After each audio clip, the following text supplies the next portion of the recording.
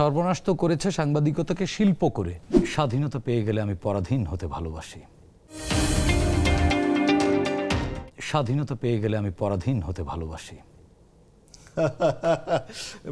Metaphorical. মানে এটা হচ্ছে কি, ধরুন আপনি স্বাধীন, কতটুকু স্বাধীন এই সীমাটা আছে, এই সীমা হচ্ছে রাষ্ট্রীয় আইন, কোড অফ কন্ডাক্ট। আপনার তো মনে করেন স্বাধীনতা মানে এই না যে আমি আপনার ব্যক্তিগত বিষয়ে চর্চা করতে পারবো।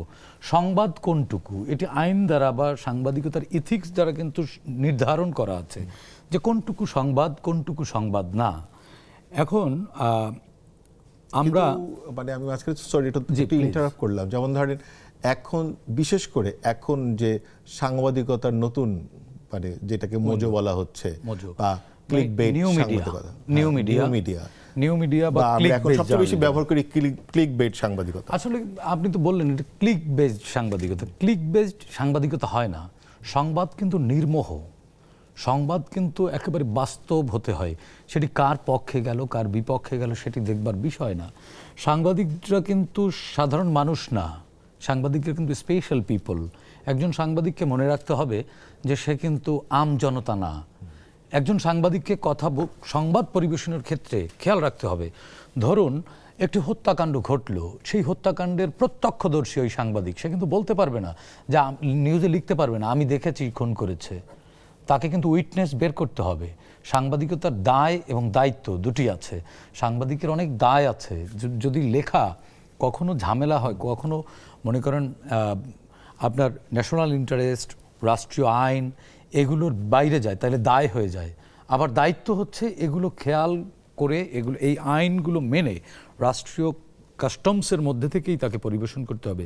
যে কথায় ছিলাম, বর্তমানে আমরা নিউ মিডিয়ার যুগে বসবাস করছি, ক্লিক বেসড জার্নালিজম।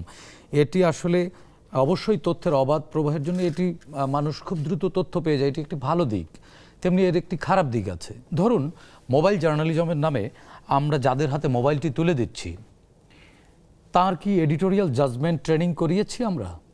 কোনটুকু দেখানো যাবে, কোনটুকু দেখানো যাবে না, হ্যাঁ সেটি অবশ্যই জার্নালিজমের কিন্তু একটা বেসিক জায়গা আছে। যেমন আপনার নিশ্চয়ই মনে পড়বে, আপনি নিশ্চয়ই আপনার যৌবনে বা তারুণ্যে সংবাদপত্র পড়েছেন বা সাংবাদিকতার সাথে জড়িত হয়েছেন। তখন কিন্তু অনেক ছবি ব্লার করে দেয়া হতো টেলিভিশনগুলোতে বা কাগজে। নিচে লেখা থাকতো ছোট করে, আমরা বিভৎস ছবি দেখাই না, বিভৎস ছবি দেখাই না। ওই ছবিতে কি আছে এটা জানবার জন্য আমরা কিন্তু নিউজটা দেখতাম বা নিউজটা পড়তাম।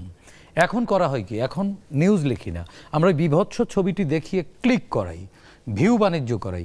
আসলে সাংবাদিকতা সবসময় বাণিজ্য না। সাংবাদিকতার সর্বনাশ তো করেছে সাংবাদিকতাকে শিল্প করে, সংবাদপত্রকে শিল্প করে।